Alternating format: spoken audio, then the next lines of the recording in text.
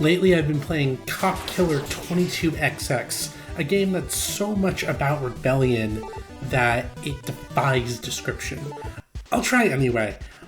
It's an arcade, roguelite, platformer, beat 'em up, run and gun, single player, squad-based game.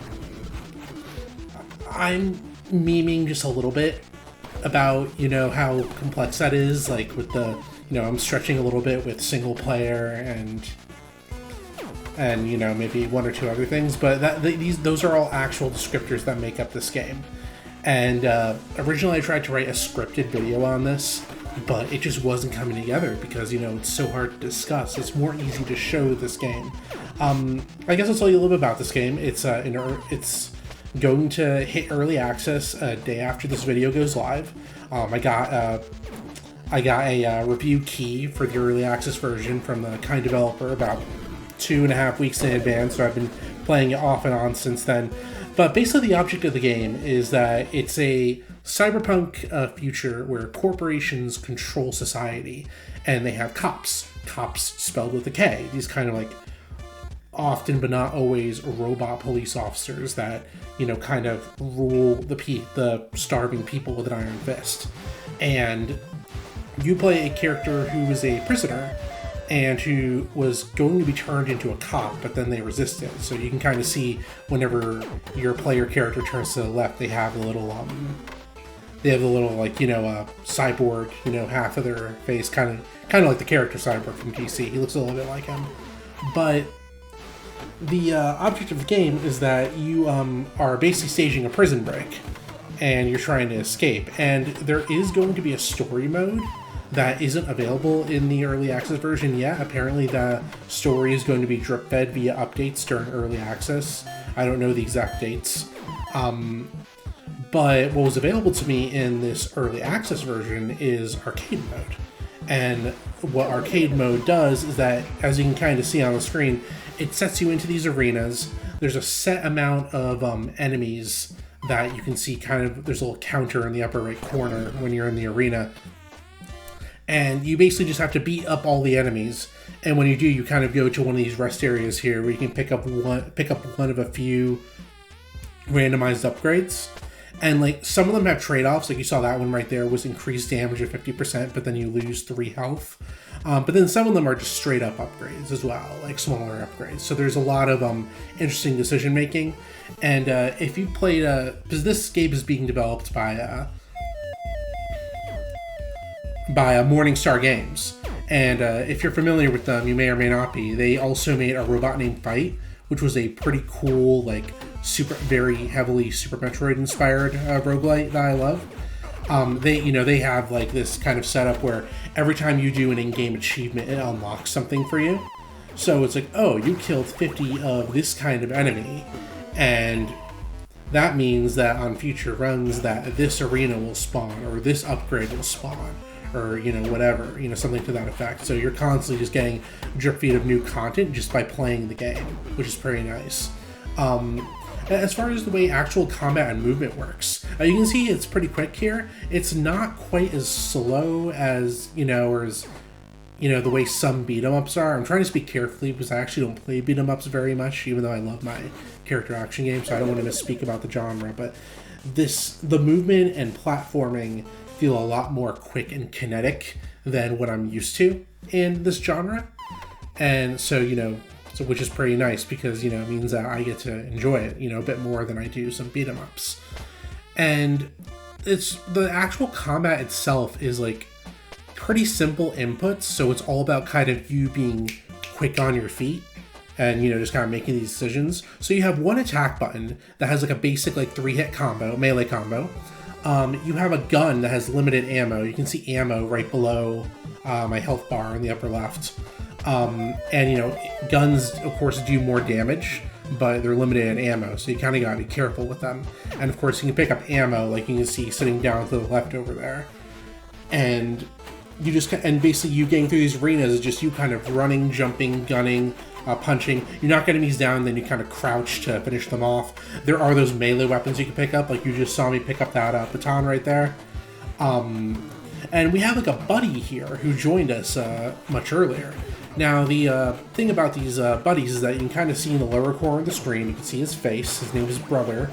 He has an assignment up on the D-pad, and I just use an ability with him where he heals me. So the way this game works is that every time you beat an arena, you either go to a rest area or you go to a prison cell where you free another prisoner. And as you continue through arcade mode, you will get upwards of 4, at least as far as I've gotten, upwards of 4 prison buddies for your squad. And each of them has a different ability, and you just kind of press a direction on the D-pad or on the control stick, depending on your button mapping, to use their ability. And then they're kind of on a cooldown timer. But the more you play and the more kills you make, the faster their cooldown will go. So while Brother can heal people within the vicinity, there are other characters who will meet who have their own abilities. Like, there's one that can build turrets. There's one that has kind of like a rage mode. It's pretty interesting. There isn't a multiplayer mode that I'm aware of. I don't know if that's something they intend to add in the game. I don't want to speak definitively on that, but the game as it stands is single player, if I'm not mistaken. At least until, further notice.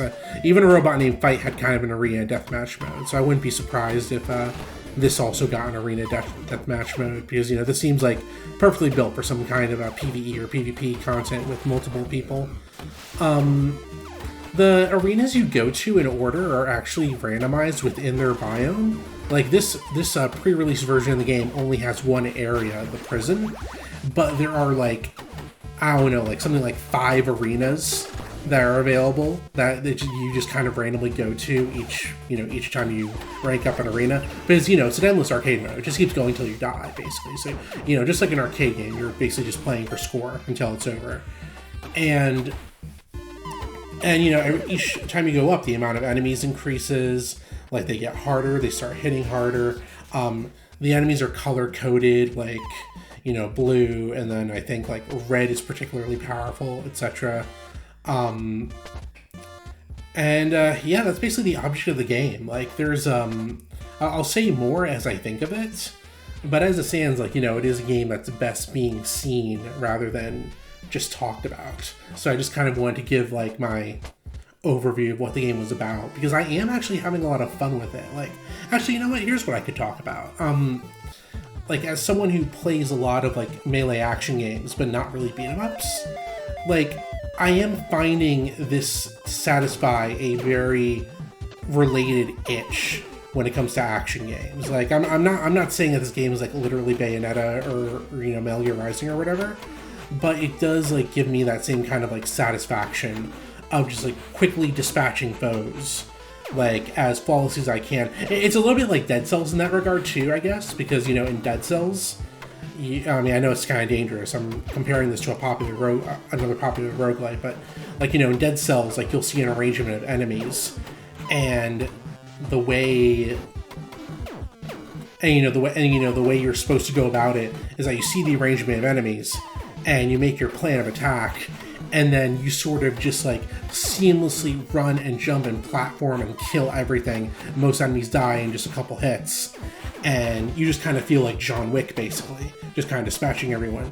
And this is kind of a similar setup, except unlike Dead Cells, you don't really get a setup moment. You don't get to anticipate what's coming for as long and then attack your enemies. I know Dead Cells gets a little more herring about that on higher BCs. I'm up to 4 BC myself, but here it's just kind of the enemies keep coming and they start trickling, but then they start coming more and more and more, aggressively towards you. And it's up to you to survive. You gotta avoid the bullets. You gotta make sure you knock them down. The big guys with the shields especially are really tough. So usually what you want to do is you want to get behind them, shoot them once, because shooting enemies is usually a guaranteed knockback, or always, I'm not sure.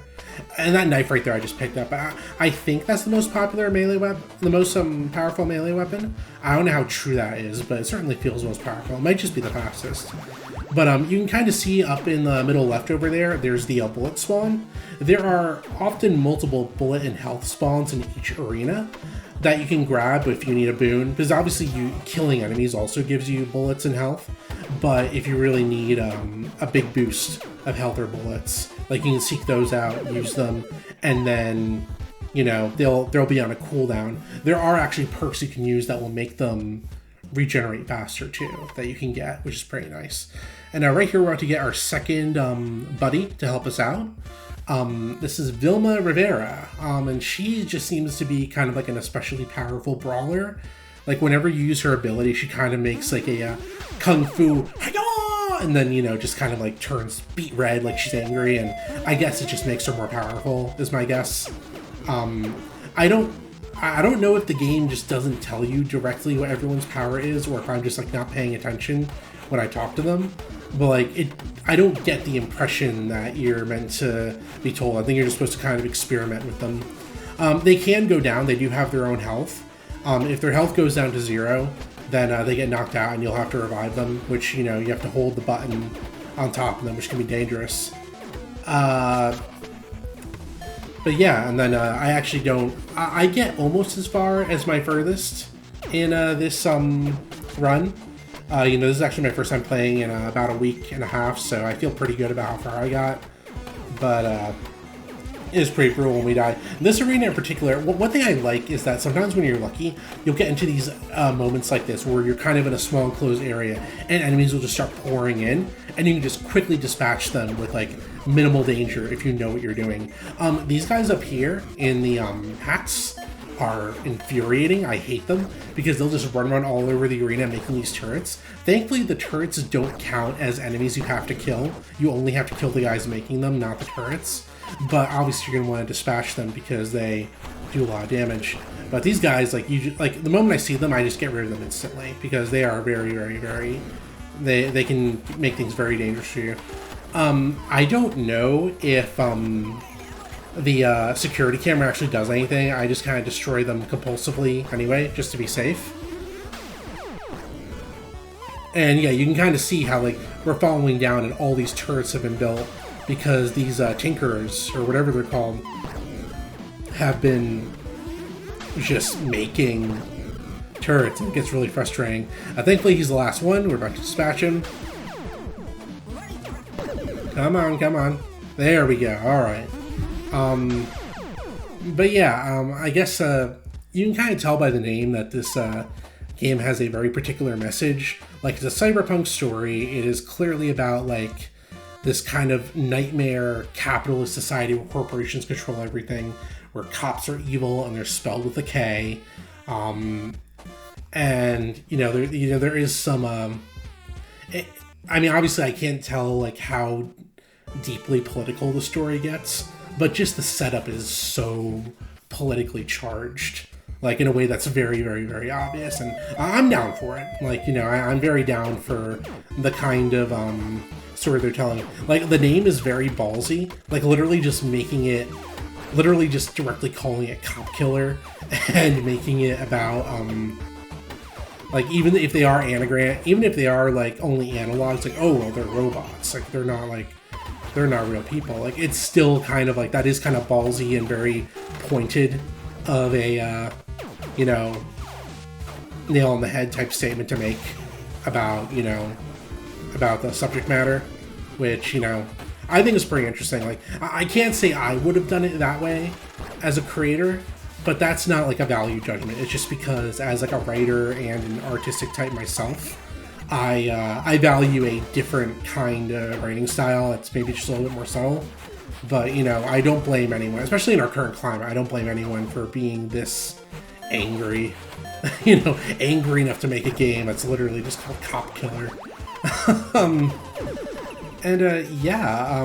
yeah, one other thing I want to point out is that you'll notice in the upper right corner, there's your score, but there's also a bonus above it that is slowly ticking down.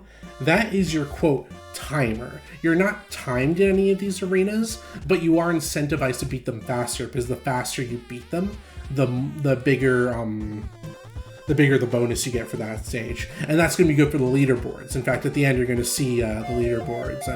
And when a game is this small, I kind of like participating in leaderboards. Like, high score charts are just really fun. Like, I never was really into arcades when I was a kid, so I didn't really get that kind of, like, experience of chasing, like, the high scoreboard or whatever. But, you know, it is really fun here, especially when the player pool is small enough that it feels like believable that yes, you could be the best if you just really go hard and really practice the game, which I think is pretty fun.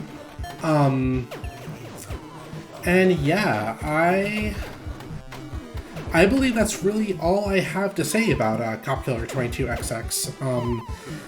There's about 7 or so minutes left of this run. I will just let it run and let you appreciate the music. I guess before you go, I'll just remind you that KOP Killer 22XX releases on Steam Early Access tomorrow being March 7th, 2023.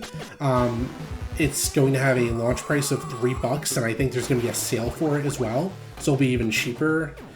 In my opinion, it's an absolute steal. Granted, I am kind of biased because I absolutely love this developer's last game, but I've actually had a blast playing this game. Like, when I first started playing it, like, you know, for the sake of just getting a feel for it before I streamed it and made a video, I spent something like 4.5 hours the first day, 6 hours the second day.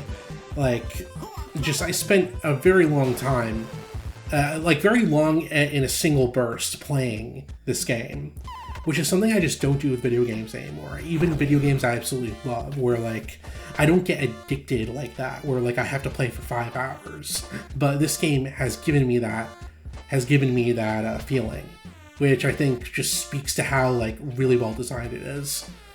And yeah, that's really all I have to say. Like, comment, share, and subscribe. Tell me what you think. I'm still new to making impressions videos like this. You know, this is my second one. The last one I did kind of, like, scripted, but I felt like for this one, like, I feel much more natural when I'm talking on the fly. So I decided to kind of just, like, record the game and then just kind of, like, talk off the cuff about it, you know, over the footage, and then put them together. So let me know what you think of that, what you think of the video overall. Do check out some of my other videos, of course, like, you know, my Bayonetta long plays. The Bayonetta 3 long play is still coming, I promise. Don't worry about that. And that would be all. Thanks for watching, y'all. You have a fantastic night. Enjoy the last two arenas. No, this is the last two arenas here. And y'all take care.